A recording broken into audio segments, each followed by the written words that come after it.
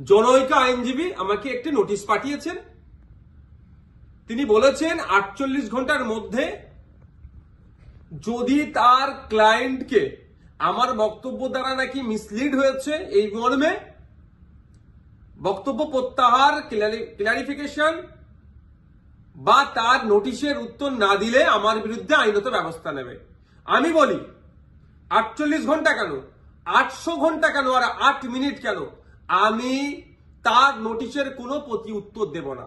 আমার বক্তব্য যদি আইন বহির্ভূত হয়, আমার বক্তব্য যদি সংবিধান বহির্ভূত হয়, সিধে চলে যাক সে কোর্টে, আইনের মাধ্যমে তার সাথে আমার বোঝাপড়া হবে।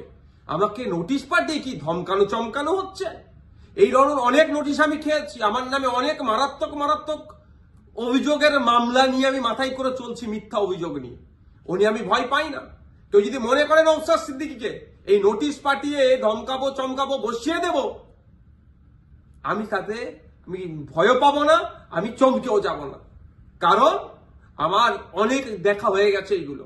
কারণ আমি বলে যাই, আর কাকতলীয় ভাবে বলছি না, এটা বাস্তবিক হয়েছে। 2019 সালে কেন্দ্রের সরকার নিয়ে এসেছিল এক বিভাজনের বিল, সিএ। যখন আমার বড় ভাইজান পিরজাদা আব্বাস সিদ্দিকীর নেতৃত্বে সারা বাংলায় যখন বিজেপির বিরুদ্ধে আন্দোলন আমরা সংগঠিত করেছিলাম, ওই সময় গভীর রাত্রে আমাদের বাড়িতে পুলিশের দ্বারা হামলা চালানো হয়েছিল। সেই রাত্রে আমি সুপ্রিম কোর্টে এসেছিলাম, তারপরের দিনে মামলা করব বিজেপির বিরুদ্ধে, কেন্দ্র সরকারের বিরুদ্ধে। আর এখন আমরা যখন এই ওয়াকফ সংশোধনের বিরুদ্ধে মাঠে ময়দানে গণতান্ত্রিক প্রক্রিয়ায় লড়াইয়ের বার্তা দিচ্ছি এবং আইনি লড়াই করবে বলে তার প্রস্তুতি নিচ্ছি, আমাদের বাড়িতে নোটিশ চলে আসলো। নোটিশ আসুক, 100 বার নোটিশ আসুক, এতে আমি ভয় পাই না। কিন্তু এটুকু আমি বাংলার মানুষকে জানিয়ে রাখতে চাই যে যারা প্রতিনিয়ত মুসলিমদের বিরুদ্ধে কথা বলছে, মাদ্রাসা নিয়ে কথা বলছে, মসজিদ নিয়ে কথা বলছে, কোরআন শরীফ নিয়ে কথা বলছে, তাদের বিরুদ্ধে নোটিশ যাচ্ছে না কেন, তাদের বিরুদ্ধে আইনত ব্যবস্থা গ্রহণ করছে না কেন? এরা তৃণমূলের মুসলিম বিধায়কদেরকে বিধানসভা থেকে চাংতলা করে রাস্তায় ফেলে দেবো বললেও তাদের বিরুদ্ধে আইনত ব্যবস্থা গ্রহণ করছে না, নোটিশ পাঠাচ্ছে না। আর নওশাদ সিদ্দিকীর কাছে নোটিশ পাঠিয়ে দিচ্ছে। ঠিক আছে, আইনি লড়াই আমি লড়ে নেব। আমার আইনের যারা বিশেষজ্ঞ আছে, সম্মানীয় বিকাশ রঞ্জন ভট্টাচার্য স্যার এবং সম্মানীয় শামীম দ্বারা কথা বলেছি, তারা আমাকে বলেছে তো আপনার কাজ হচ্ছে রাজনৈতিক লড়াই লড়ে যাওয়া, বাকি আইনি দিকটা আমরা বুঝে নেব। সুতরাং আইনি লড়াই কোর্টে আমিও বুঝে নেব। কিন্তু আমার প্রশ্ন, যারা প্রতিনিয়ত মুসলিম সম্প্রদায়কে, মাদ্রাসা মসজিদকে আক্রমণ করছে, বিষ উগলাচ্ছে, তাদের বক্তব্যতে হিন্দু মুসলমানের মধ্যে যে সম্প্রীতি, যে ঐক্য বাংলায় বিনষ্ট হতে পারে, তাদের বিরুদ্ধে কটা নোটিশ করা হয়েছে, তাদের কজনের বিরুদ্ধে আইনত ব্যবস্থা গ্রহণ করা হয়েছে, বাংলার মানুষ একটা জানবেন, আমিও জানতে চাইছি।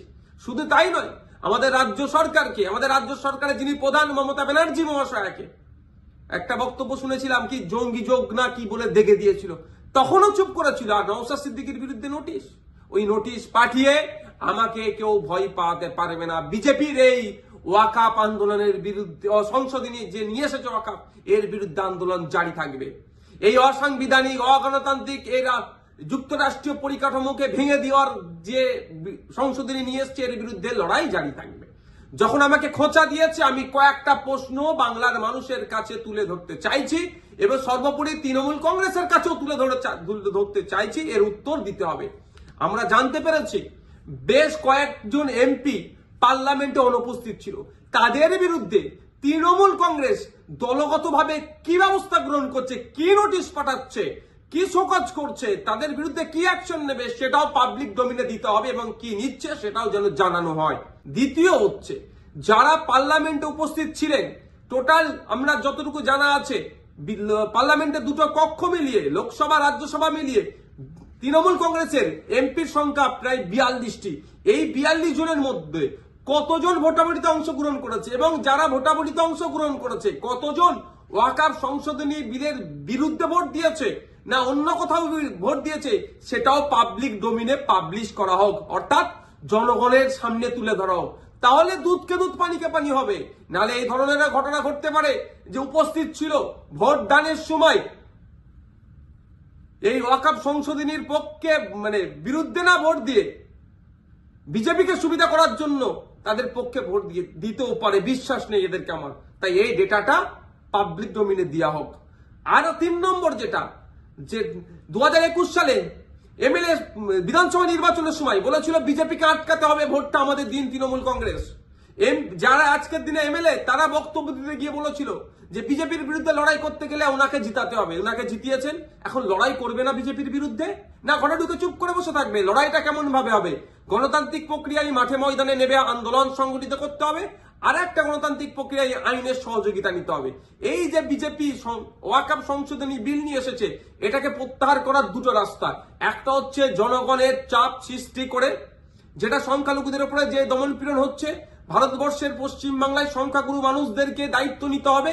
এই সংখ্যালঘুদের উপরে যে দমনপীড়ন নেমে আসছে সেটাকে প্রোটেক্ট কিভাবে করবে, অর্থাৎ মাঠে ময়দানে সংখ্যালঘু থেকে শুরু করে সংখ্যাগুরুরা মিলে আন্দোলন সংগঠিত করবে, জনপ্রতিনিধিদেরকে সামনে রেখে সাথে নিয়ে একটা দিক। আর একটা হচ্ছে সুপ্রিম কোর্টের দ্বারস্থ হয়ে আইনের মাধ্যমে এই যে নতুন আইন তৈরি করতে চলেছে, এই আইনটাকে রদ করা। এখন আমার বলার বিষয়, পশ্চিমবাংলায় 200-র অধিক তৃণমূল কংগ্রেসের বিধায়ক আছে। সেই সমস্ত বিধায়কদেরকে প্রত্যেকজন যাতে একটা করে মামলা করে তার জন্য প্রস্তুতি নিতে হবে। এবার আমি এটা তৃণমূল কংগ্রেসের সুপ্রিমোকে বলছি, তৃণমূল কংগ্রেসের দলকে বলছি এবং সাধারণ ভোটারদেরকে বলছি। ভোটের সময় কিন্তু এই সমস্ত এমএলএ গুলো প্রার্থী ছিল, তারা বলেছিল বিজেপির বিরুদ্ধে লড়াই করবে। আজকে বিজেপির বিরুদ্ধে লড়াই দেখানোর জায়গা হচ্ছে মামলা করতে হবে। এদের 42 জন রাজ্যসভা লোকসভা মিলিয়ে এমপি আছে, 42 আর এই প্রায় 220টা মতো, 250-র অধিক মামলা কিন্তু তৃণমূল কংগ্রেসকে করতে হবে। তার পয়েন্ট অনুযায়ী আমি বলে দিচ্ছি, এইটা চাপ তৈরি করতে হবে। আমি নওশাদ সিদ্দিকী একা যদি আমি একাধিক মামলার দায়িত্ব নিতে পারি, হাজার হাজার মামলা হবে ওয়াকফ সংশোধনী বিলের বিরুদ্ধে, সেটা আমি ভালো করে জানি, বিজেপিও জানে, তৃণমূল কংগ্রেসও জানে, আমি পাবলিকও জানে। কিন্তু তৃণমূল কংগ্রেস কটা মামলা করছে, না মামলা না করে বিজেপিকে জায়গা করে দিচ্ছে, সেটাও পাবলিককে দেখতে হবে। ভোটার যারা ভোট দিয়েছিলেন 2021 সালে, যারা ভোট দেননি তৃণমূল কংগ্রেসকেও, কিন্তু আপনার জনপ্রতিনিধি যারা এলাকায় আছে তাদের কাছে তুলুন আওয়াজ যে আপনাদেরকে মামলা করতে হবে। মালদা থেকে কংগ্রেসের একজন এমপি আছেন, তাকেও আমি অনুরোধ করছি আপনিও সুপ্রিম কোর্টে চলেন, গিয়ে মামলা করবেন।